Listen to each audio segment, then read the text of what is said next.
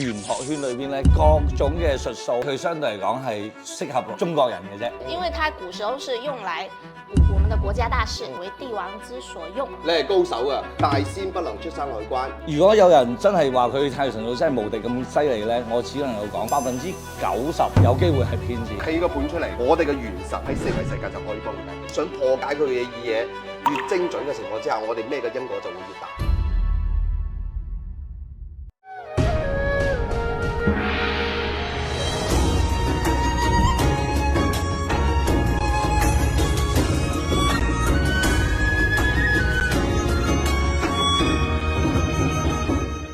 非常之感謝大家嘅支持啊！我嘅課程咧，中華智慧大講堂咧已經開放啦。進入咗九支離火運咧，如果你想快一步咧，學習玄學啊，同埋一啲叫做道法術器嘅知識啊，了解自己，幫助自己身邊牽掛嘅人咧，咁就可以加翻我哋嘅 WhatsApp 報名上堂，福星無量。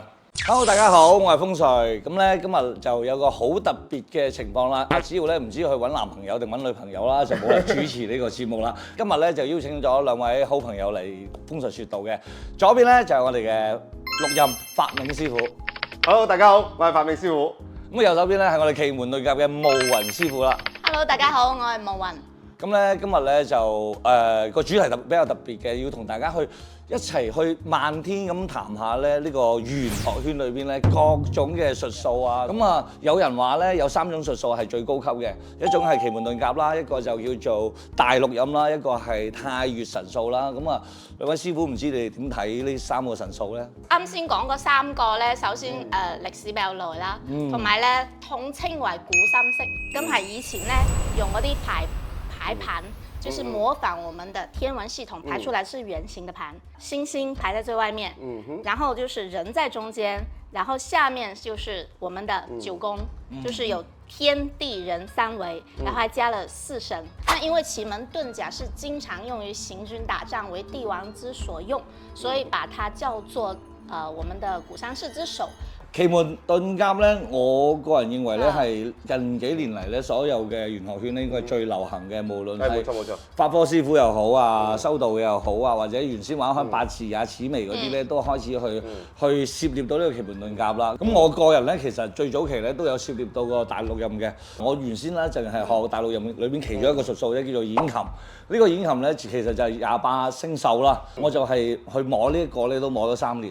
咁我如果話學晒呢個大六壬咧，我覺得嚇你有心機，跟住又可以即係話放低你嘅工作有錢咧，10年基本上可以出到嚟㗎啦。但係咧，可能即係到而家咧，市面上已經很少見到太乙神術。係。對，因為它古時候是用來卜我們的國家大事，還有我們的天氣，就是卜之大事為祀與戎，祀就是我們的祭祀，還有我們的戎就是戰爭，就這2個國家大運有關的，所以太乙神術現在是很少用到了。當然喺市面度有師傅話佢係專攻太乙神數，跟住咧就話仲有開班去教學嘅先。但係我依家喺呢個頻道度咧同大家講啦，如果有人真係話佢太乙神數真係無敵咁犀利咧，我只能夠講佢可能有機會係騙子，因為咧呢一個行業咧90%都係騙子，9%係學藝未精嘅，仲有嗰1%有冇機會俾我哋遇得到咧？呢個真係好睇緣分嘅。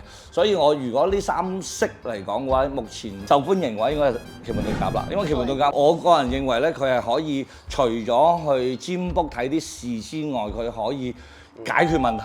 係。第一個咧，佢係可以滅障嘅，滅咗嗰個唔好嘅障出嚟。咁我哋點樣去對抗佢啊？第二個咧就係去佈陣，奇門講9個宮位㗎嘛，某一個宮位出現問題之後咧，我哋去將唔好嘅宮位嘅象去處理咗佢，咁其實呢件事就好容易去解決啦。現在市面上的奇門遁甲其實是數理奇門，係，就是我們平時所謂的看個書啊就能懂的。我知道發明師傅其實你自己都有學下即係六壬法物裏邊都有啲奇門，你喺度學緊。我學嘅係六壬先法，唔係小六壬、大六壬，所以我係以法術為主嘅。但係你話奇門遁甲咧，我有姜太公奇門，咁啊亦係我哋所俗稱啦，就叫做來人不用問。咁啊，好似啱啱毛雲所講嘅，就係其實係一個時空盤嚟㗎。當我哋一打開咗呢個時空盤，其實佢入邊嘅東南西北，即係我哋嘅風水啦，所有嘅嘢佢就已經出嚟㗎啦。係天南地北一樣係嗰個盤嚟嘅。冇錯，刑沖克害，佢一出嚟嘅情況之下咧，我哋就會將呢個方位進行調整，咁啊就按照風水嘅一個理氣風水，跟住進行調整嘅咁樣。對，我接觸嘅奇門遁甲咧係呢個局，如果係大事嘅話咧，我起咗之後解決咗呢件事之後，呢個局係要封起嚟嘅，要即係大件事。所有嘅局看完都要出有入我哋一般嚟講，一開波嘅時候，候，我哋就會已經係封盤㗎啦，即係唔好令到佢嗰種煞氣啊或者陰氣啊等等，即係我哋少犯啲因果啦。佢會衝向我哋呢度，令到我哋 check 盤嘅時候咧，即係我哋嘅信息量會唔夠，或者會出現偏差嘅。係啦，喺呢一度真係想同大家講下咧，呢個係好核心嚟㗎。即係起盤之前有一句嘢，即係真係臨兵鬥者，皆陣列前行㗎。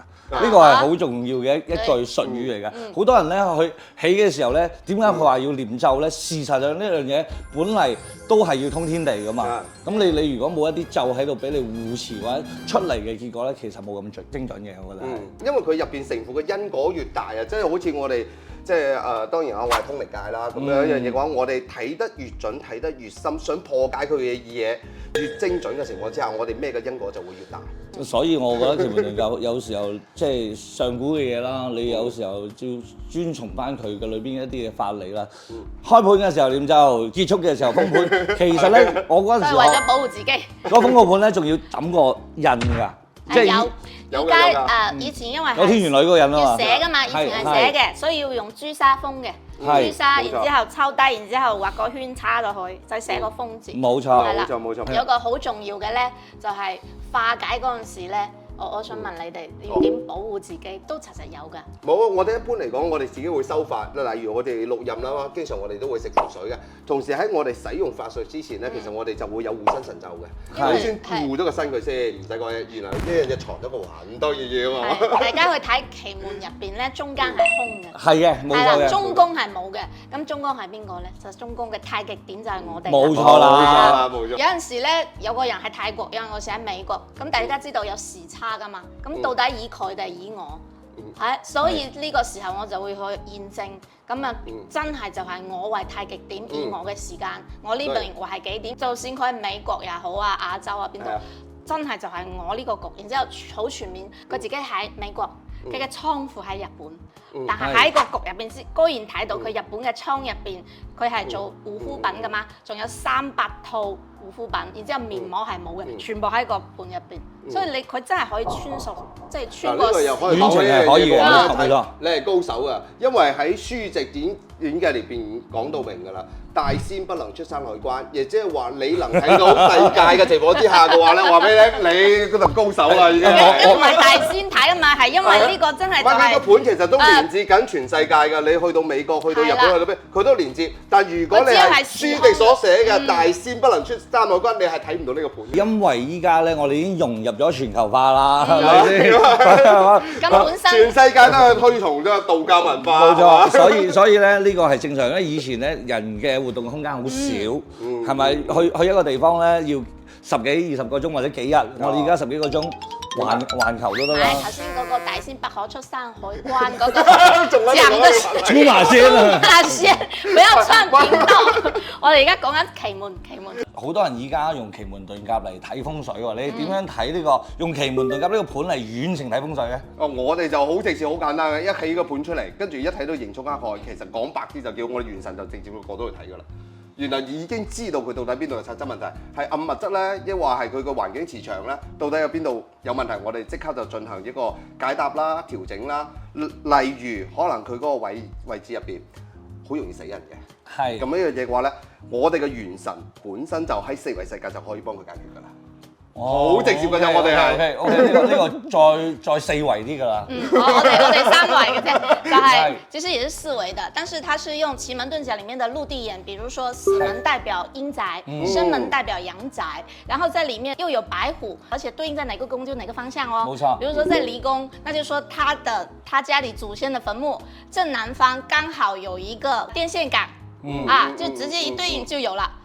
很準的。然後有的如果是一條人家軌，如果加個死門門破，哦，他家的祖墳漏水了，然後一看真的是。咁你哋係咪一樣嘢嘅話，揾隻雞跟住就可以啄咗佢咁咧？沒有，冇咁簡單。其實就是只要你精通陰陽五行，精通這些相法，你是可以把它真的讀出來，讀相。然後如果是比如說生門，然後生門那裡有一個衝撞是有了天陰星，還有我們的景門，只可以，然後如果還有空王做空機序號，直讀他家開門就看到陽台是窗明煞，也可以很準。但是化解一定要現場，因為你化解要現場，是因為你還要看到它的巒頭，比如外面有什麼，特別是有的我們要對應，比如說它如果對面是個死門，那它究竟是醫院呢，還是垃圾場？還是說我們的墳場，還是寺廟，它是不同的解決方法。就是跟我們有點不一樣了。我們就是發現它這個暗物質，其實我們就在四維世界，直接把它扯出來。對。然後就通過祖師爺的那個方面，我們就解決這種暗物質。理氣。再簡單啲都有嘅，好似我呢度咧，有時候咧就見到嗰個譬如話個肝啦，譬如話辛金啦，佢受咗刑之後啦，又喺個生門度啦。咁啊，我哋嗰度唔好啊，咁我哋通常都要去滅咗個像啦。咁咧，我哋有時候咧就會問你嗰度係唔係有個圓形嘅開口嘅嘢啊？咁咧就可以，其實佢話係喎，你又點知啊？事實上咧，亦都係萬物類象。跟住而佢滅咗個像咧，就你一望過去，呢樣嘢咧好顯眼嘅，你將佢拎走咗佢。事實上就呢個時空開始改變，呢個問題就同你拎走呢個杯，其實係一種科學，不過咧佢相對嚟講係適合中國人嘅啫。其實就是天時地利，然後再加上人自己再加上我們的暗物質，也就是所謂的神柱，就是師兄剛剛講的，那裡有一個能量不好的那個煞氣，比如說裡面看到個白虎煞，它就會有血光之災，然後在局裡就幫他去破解。其實我更願意的就是去做一個綜合結合，還有就是看實際上，它能就是去對應去做多少東西。是最好嘅一樣嘢都係即係現場調風水，呢個係最好嘅，現場睇係最準。對，而且奇門遁甲很重時空的力量，比如說秋天的時候，它天星星很旺，我拿天星星，就是拿那個圓形時鐘。夏天的時候乙祺很旺，我拿葫蘆。什麼時候去拿那個？其實我自己總結到最後就是用陰陽五行的力量。即係我哋講翻喺我哋上古嘅好多嘅神話啦，或者我哋嘅術數啦，其實源於一個字，都係巫術嘅巫字。係冇錯。我哋而家見到咁多嘅術數，最接近嗰陣時嘅巫，應該就係薩滿。係冇錯。係啦，就仲係用自己個身體啦，同個天去連接嘅。咁啊巫字，我覺得亦都好有意思啦。因為佢亦都有個木字喺度㗎，佢係兩個人。好似扶乩啦，六壬扶乩啦，其實就係扶住呢樣嘢去求各種各樣嘅問題啦。係啦，上面一橫係天，下面一橫係地，跟住你揸住個嘢，人係啦，溝通天地。所以其實就是說，人也是神，包括巫也是神，也是人，就是你能夠讀出自然界的啟示，讀出這些數據，其實都是神。係啦，所以我哋法術界嚟講咧，每一個門派咧，其實佢自己都有通神嘅一種科儀啦，或者一種符咒嘅。即係好似啱啱阿大星所講啦，我哋會通過我哋嘅扶乩啦，或者係我哋所講嘅化身啦、變神啦、上身啦。當然我哋正一派嘅話，我哋會直接請啦，我哋會化身啦，就係我就係大神咁樣。冇錯。咁點解我哋會提到呢一樣嘢咧？事實上咧，喺上古嘅時候咧，或者喺早期咧，都係通過我哋人嘅身體去連接上天俾我哋嘅信息，但係人始終係渺小嘅，你接收咁多嘅能量嘅時候咧，個身體咧好容易出好大嘅問題。